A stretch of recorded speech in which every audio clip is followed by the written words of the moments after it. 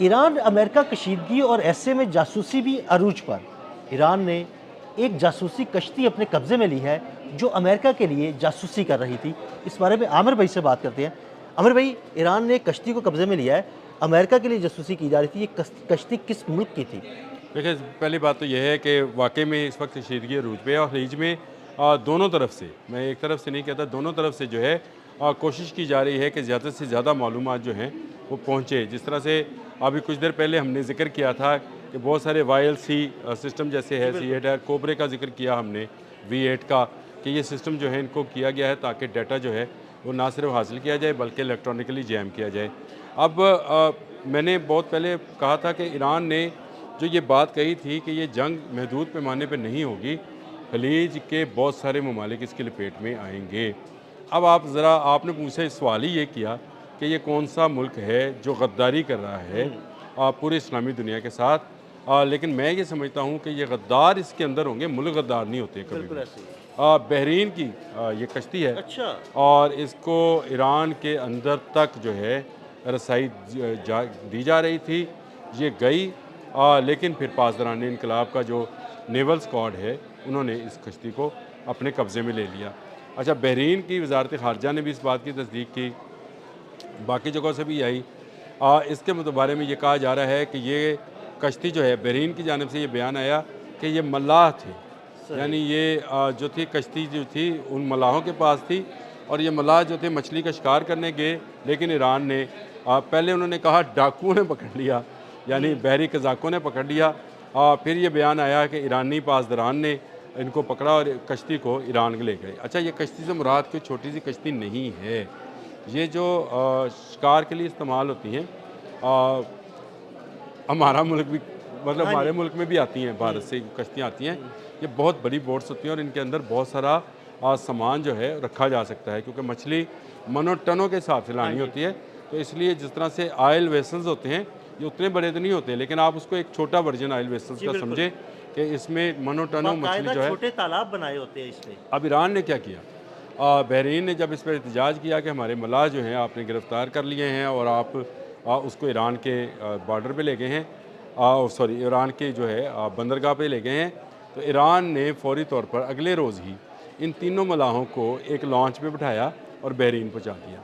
ठीक हो गया। कश्ती वापस नहीं की। अब आइए, ख़बर यहाँ पे है कि उस कश्ती के अंदर ऐसा सामान था जो डाटा ट्रांसफ़र कर रहा था ईरान की तमाम बंदरगाहों का। अच्छा। ये कश्ती एक बड़ा लंबा चक्कर काट कर इस पूरे साहली इलाके को, जिसको आबना हुरमुज़ कहा जाता है, उसमें से डाटा इकट्ठा कर रही थी उन तमाम मिज़ाइल बोट्स का जो कि ईरान के पास हैं, उन तमाम मिज़ाइल्स का जिनको मुख्तलिफ़ बंदरगाहों पर जो है तैनात किया गया है।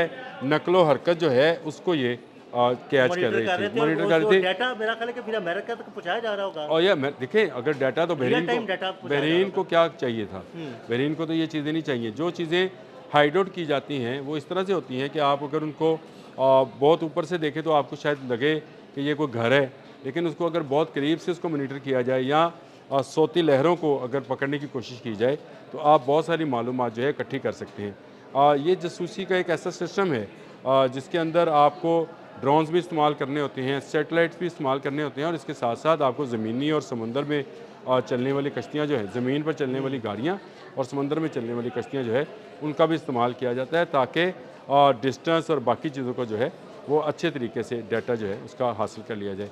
तो ये जो कश्ती है ये जासूसों की कश्ती थी और ईरान की जानिब से इस पर ट्वीट भी है, अगर आप वो ट्वीट लगा दें जी, जी, बिल्कुल कि मैं ये कहाँ पर मौजूद थी और कैसे इसको जो है पासदारान ने पकड़ा और इसके बाद से पासदारान ने गश्त बढ़ा दिया है और मिज़ाइल बोट्स को मज़ीद डीप सी तक ले गए हैं सही। ताकि ये नज़र भी आया अमेरिका को कि भाई ये वो भी तैयार हैं, वो भी जाग रहे हैं।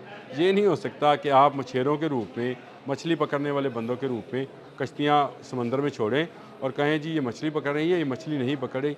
एक मैं आपको और दिलचस्प चीज़ बताता हूँ कि एक जो है पकड़ा गया है किसी यूरोपियन मुल्क का सफारत का, अच्छा। जो ईरान तेहरान से बहुत सारा ऐसा इक्विपमेंट लेके जा रहा था जिस इक्विपमेंट के अंदर सैटेलाइट तक रसाई जो थी वो मुमकिन थी। उसका बैग चेक कर, ये भी एक स्टोरी है लेकिन उसको अलग से कर लेंगे। वो ऐसा सामान लेके जा रहा था जो कि स्टारलिंक के साथ, स्टारलिंक आमिर भाई ये अलग स्टोरी है। देखिए स्टारलिंक के अभी हमने 2 दिन पहले एक व्लॉग भी किया था कि स्टारलिंक के सैटेलाइट्स और उसके थ्रू 9,000 से ज़ायद लोगों सैटेलाइट। को एसएमएस मिलना, अच्छा, ये सारी चीज़ें हैं, हैं, हम अलग से बात ये करेंगे। ये आप कर लें, लेकिन ये मुझे आप बताएं कि कहाँ कहाँ पर अमेरिका ने अपने लोग जो हैं वो शामिल किए हुए हैं और कहाँ कहाँ से उसको डाटा जो है वो ईरान के मुतल्लिक चाहिए।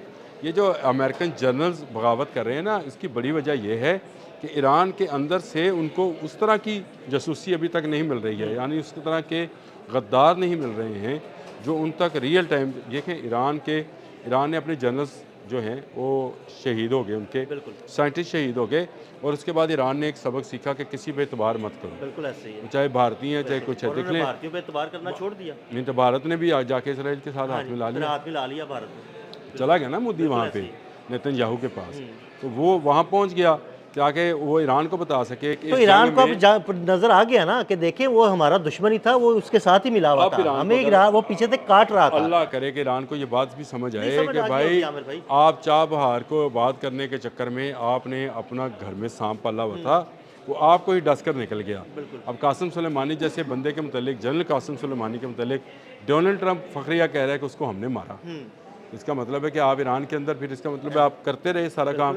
तो ये सारा काम भारतीय जासूसों की वजह से हुआ, इसी तरह कतर में हुआ, इसी तरह सऊदी अरब में हुआ, कहाँ कहाँ से ये भारतीय जासूस नहीं निकाले गए, और अब वहीं पर पहुँची है खाक जहाँ का खमीर था। यानी ये हिंदू जो हैं वो इसराइल तक चले गए, बनी इसराइल तक चले गए, ताकि वहाँ पर जाकर अमेरिका की हमदर्दियाँ हासिल कर सकें, कुछ टहरों में कमी कर सकें और कुछ नया असला ख़रीद सकें। मैं ये समझता हूँ कि ईरान के लिए ये बड़ा अच्छा मौका है कि उसको दोस्त और दुश्मन की पहचान होती चली जा रही है। और ये बहरीन की जानिब से, चाहे बहरीन ये कह रहा है कि हमारी कश्ती जो है ये मछलियाँ पकड़ने के लिए अच्छा आमिर भाई ये भी हो सकता है कि बहरीन की गवर्नमेंट को अंदाज़ा ना हो, लेकिन वो जो मल्लाह हैं वो मिले हों, ये इस तरह की हो सकता है। मैं आपको अभी बता देता हूँ, मैं उसकी एक मिसाल आपको अभी देने जा रहा हूँ। मैंने शुरू में जिक्र किया था कि पाकिस्तान को भी इसका सामना रहा। पाकिस्तान के चंद मल्लाह जो हैं ये पकड़े जाते हैं, भारत ले जाए जाते हैं, और भारत ले जाने के बाद उनको उनकी ब्रेन वॉश नहीं की जाती है, उनकी ट्रेनिंग की जाती है, और पाकिस्तान के खिलाफ ही इस्तेमाल किया जाता है, और उनको वर्दियाँ दी जाती हैं और उनको भिजवाया जाता है। पकड़ लिए ना, बिल्कुल पकड़ लिया। और फिर उन्होंने बताया कि हमारे साथ क्या हुआ था, हम तो मछेरे थे, हम गए थे, और उसके बाद हमें इस तरह की चीज़ें दी गई और कहा गया कि आप वहाँ पर जाएँ और हमें इस तरह से मालूमात फराहम करें। अब मुझे बताएं, अगर ये मामला ही अमेरिका ने किया होगा तो बहरीन, मैंने तो पहले कहा कि कोई मुल्क गद्दार नहीं होता है, कुछ लोग गद्दार ज़रूर हो सकते हैं। हो सकता है कि उनकी वजारत खारजा ये सच बोल रही हो कि ये कश्ती जो है मल्लाहों की कश्ती है, बिल्कुल, लेकिन ये मुमकिन तो है कि ये मल्लाह जो हैं ये बिके हों। अब पूरे, अगर आप आबादी के लिहाज से देखें तो किसी के लिए, किसी मुल्क के लिए, इवन अमेरिका के लिए भी मुमकिन नहीं है कि हर बंदे की सर्वेलेंस कर सके कौन कहाँ पे है कहाँ नहीं है।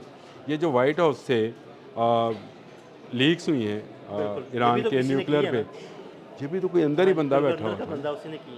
तो ये अगर अमेरिका से, ये जितनी विकी लीक्स हैं या बाकी लीक्स हैं, जैसे एप्स्टेन की लीक है, ये भी तो अमेरिका के अंदर से हुई हैं। तो अगर ये अमेरिका के अंदर से भी हो सकती है तो दुनिया के किसी मुल्क से भी ऐसे लोग मिल सकते हैं जो उसके लिए गद्दारी कर सकते हैं। तो मैं बहरीन को मोर्दे इल्ज़ाम नहीं ठहराता हूँ, लेकिन अमेरिका की एक बड़ी चाल नाकाम हुई है और उसका क्रेडिट ईरानियों को देना चाहिए। बहुत शुक्रिया आमिर भाई। आमिर भाई ने बड़ी तफसील के साथ ये बताया कि अमेरिका की एक बड़ी चाल नाकाम हो गई है। अदील अहमद और आमिर रज़ा को इजाज़त दीजिएगा। अल्लाह हाफ़िज़।